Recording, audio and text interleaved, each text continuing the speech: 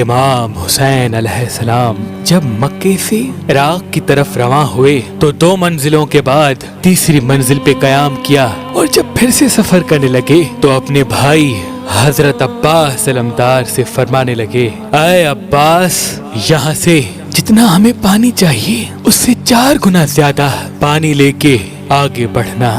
غازی عباس دستے ادب کو جوڑ کے عرض کرنے لگے، اے میرے آقا، آگے منزل قریب ہے اور ہمیں پانی کی ضرورت بھی نہیں، 4 گنا پانی کیوں؟ امام حسین علیہ السلام نے فرمایا، عباس، تھوڑا ہی آگے ہمیں پانی کی ضرورت ہوگی۔ جناب عباس نے امام حسین کی آواز پہ لبیک کہا اور 4 گنا زیادہ پانی لے کے آگے بڑھنے لگے تو کچھ ہی دیر میں امام حسین نے اپنے ساتھیوں سے کہا، فلاں سمت کی طرف دیکھو، کوئی آ تو نہیں رہا؟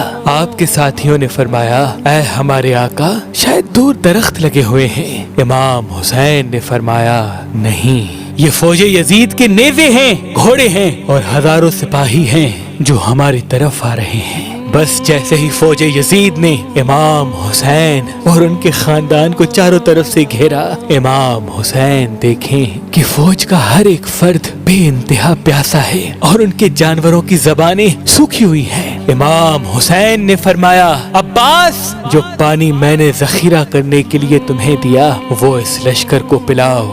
غازی عباس نے یزید کی فوج کو پانی پلایا اور جو پانی بچا وہ ان کے جانوروں کو پلایا۔ اس یزیدی فوج کا جو سپہ سالار تھا اس کا نام حر ابن یزید رہائی تھا۔ اتنے میں نماز کا وقت ہوا۔ امام حسین نے پیغام بھجوایا کہ یزیدی فوج کے سالار سے پوچھو کہ وہ نواسۂ رسول کے پیچھے نماز پڑھے گا یا ہم سے الگ ہو کے نماز پڑھے گا۔ جیسے ہی یہ پیغام حر تک پہنچا وہ آ کے کہنے لگا کہ کیسے ہو سکتا ہے کہ نواسۂ رسول حسین ابن علی موجود ہو اور ہم ان کے پیچھے نماز نہ پڑھیں۔ اس سالار نے جیسے ہی امام حسین کے پیچھے نماز پڑھنا شروع کی، فوج یزید نے بھی امام حسین کے پیچھے نماز پڑھنا شروع کر دی۔ بس جیسے ہی نماز ختم ہوئی، امام حسین علیہ السلام آگے بڑھنے لگے تو یزیدی فوج کا سالار حر آگے بڑھ کے کہنے لگا، اے حسین، مجھے آپ کا رستہ روک کر آپ سے بیعت لینے کا حکم ہے۔ امام حسین علیہ السلام نے فرمایا، کس کی بیعت؟ اس یزید کی جو اللہ کے دین کو جھوٹا کہتا ہے۔ اے حر، تیری نماز اور تیرے سجدوں سے واضح ہے کہ تو اللہ کے رسول پہ ایمان رکھتا ہے۔ پوچھ اپنے ضمیر سے کہ کیا تو دل سے یزید کی بیعت کرتا ہے، اسلام کو جھوٹا سمجھتا ہے، میرے نانا اللہ کے رسول حضرت محمد مصطفیٰ صلی اللہ علیہ وآلہ وسلم کی نبوت سے انکار کرتا ہے؟ وہ نظریں جھکانے لگا۔ اتنی دیر میں امام حسین جیسے ہی آگے بڑھے تو حر آگے بڑھ کے امام حسین کے گھوڑے کی رکاب کو پکڑتے ہیں۔ امام حسین نظروں کو اٹھا کے فرماتے ہیں، اے حر، کیا چاہتے ہو کہ تمہاری ماں تمہارے غم میں روئے؟ حر پھر سے نظریں جھکانے لگا اور کہنے لگا، اے فاطمہ کے بیٹے، اگر آپ کی ماں فاطمۃ الزہرا رسول اللہ کی بیٹی نہ ہوتی تو میں بھی کچھ کہتا۔ امام حسین نے حر کی نگاہوں کو دیکھا کہ اس کے دل میں آل رسول کا عشق ہے۔ پھر آپ فرمانے لگے، اے حر، ہمارے ساتھ چلو، ہم اپنی منزل پہ خود رکیں گے۔ اور کی اتنی مجال نہ تھی کہ امام حسین کو کچھ کہہ سکے، اور یوں امام حسین اور ان کا خاندان اور پیچھے پیچھے فوج یزید چلتے چلتے ایک جگہ آ کے رک گئے۔ امام حسین نے چاروں طرف دیکھا، جناب عباس سے فرمایا، عباس جاؤ پوچھو اس زمین کو کیا کہتے ہیں۔ لوگوں نے کہا، نینوا کہتے ہیں، ماریا کہتے ہیں۔ ایک بوڑھا آگے یہ فرمانے لگا کہ اس قافلے کو کہو کہ یہاں سے چلا جائے، کیونکہ اس زمین کو کرب و بلا کہتے ہیں، یہ زمین مصیبتوں کی زمین ہے۔ امام حسین علیہ السلام نے فرمایا، اس زمین کا مالک کون ہے؟ آس پاس کے لوگ جو اس زمین سے تعلق رکھتے ہیں آنے لگے۔ پھر بنی اسد کے لوگوں سے 60,000 درہم دے کے اس زمین کو خرید کی۔ کیا اور جناب عباس سے فرمایا عباس خیمے نصب کرو۔ یہ خبر جب یزید اور ابن مرجانہ تک پہنچی کہ ہماری فوج کا سالار حر امام حسین کے ساتھ ادب سے چل رہا ہے، یہ کیسے اس کو قتل کرے گا، تو عمر بن سعد اور شمر سے کہا کہ جاؤ ہزاروں کی فوج لے کے حسین کو چاروں طرف سے گھیر لو اور حر کو اپنے عہدے سے ختم کر دو، مجھے حسین کا سر چاہیے۔ تاریخ نے لکھا اس فوج نے آتے ہی سب سے پہلا حکم نافذ کیا کہ آل رسول کے خیام نہر سے ہٹائے جائیں۔ غازی عباس نے جلال دکھایا، امام حسین نے فرمایا عباس صبر کر، میرے نانا نے مجھے پہلے ہی بتایا تھا کہ ہمارے خون سے اسلام بچے گا۔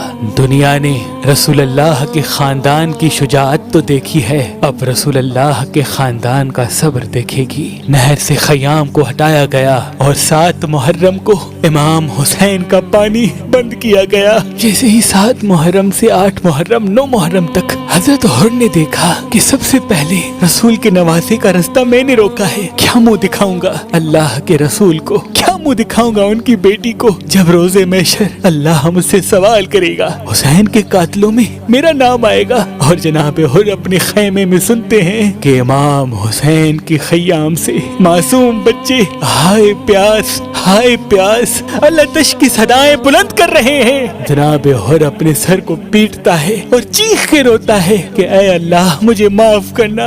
بس جیسے ہی 10 محرم کا سورج طلوع ہوتا ہے اپنے بیٹے سے کہتا ہے کہ میرے ہاتھ کو رسیوں سے باندھ اور مجھے میرے آقا حسین کی خدمت میں لے کے چل۔ امام حسین علیہ السلام کے قدموں میں بیٹھ کے جناب حر فرماتے ہیں اے نواسہ رسول، اس غلام کو معاف کرنا، میں آپ کے قدموں پہ قربان ہونا چاہتا ہوں، میں آپ کے قاتلوں میں شامل ہونا نہیں چاہتا۔ امام حسین علیہ السلام نے جناب حر کو دیکھ کے فرمایا اے حر، رہتی دنیا تک میرے چاہنے والے تجھے سلام کریں گے کہ تو دنیا کی دولت کو ٹھکرا کے رسول اللہ کی شفاعت پانے کو چلا ہے۔ اے حر چلا جا، میں نے تمہیں معاف کیا۔ جناب حر رو کے کہتے ہیں میں آپ کے قدموں پہ قربان ہونا چاہتا ہوں۔ جیسے ہی جناب حر کو اجازت ملی، آپ کا بیٹا کہنے لگا اے میرے بابا، یہ مجھ سے برداشت نہیں کہ میں زندہ رہوں اور میرا بابا میرے سامنے شہید ہو جائے، پہلے اجازت مجھے دیجیے کہ میں میدان میں جاؤں۔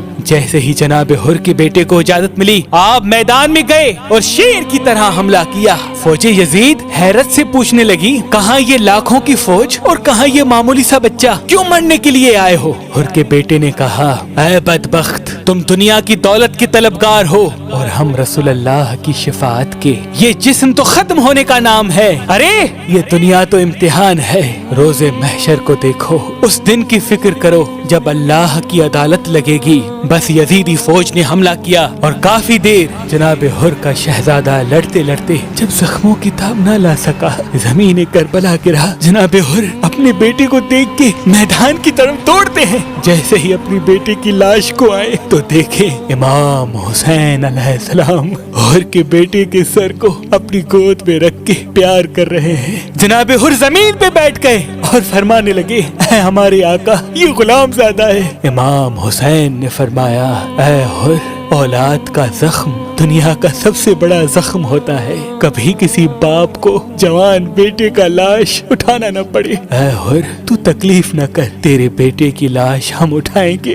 بس جناب حر بھی میدان میں آ کے شیر کی طرح کہنے لگے اے ظالموں، دیکھو میں تمہاری فوج کا سالار تھا، لیکن میرا ضمیر مجھ سے جھنجھوڑ کے کہنے لگا کہ یہ حسین جنت کا سردار ہے۔ اللہ کے رسول نے فرمایا تھا کہ میرے حسین کا خیال رکھنا، اس کو تکلیف نہ دینا۔ اے لوگو، یہ رسول اللہ کا خاندان ہے، اے لوگو ان کی رگوں میں رسول اللہ کا خون بہتا ہے، کیوں اپنے مقدر میں دوزخ کو لکھتے ہو؟ خدا کی قسم، یزید کی دولت، یزید کی طاقت اللہ کی طاقت کے سامنے کچھ بھی نہیں۔ اتنے میں شمر اور عمر بن سعد کہنے لگے کہ کہیں یہ ہماری فوج کو باغی نہ کر دے، جاؤ حملہ کرو، اور چاروں طرف سے جناب حر کو گھیر لیا۔ جناب حر شیر کی طرح فوج یزید کو فنار کرتے رہے اور بالآخر فوج یزید نے تیروں کی بارش جناب حر پہ کر دی اور یوں 250 کا لشکر اکٹھا ہو کے جناب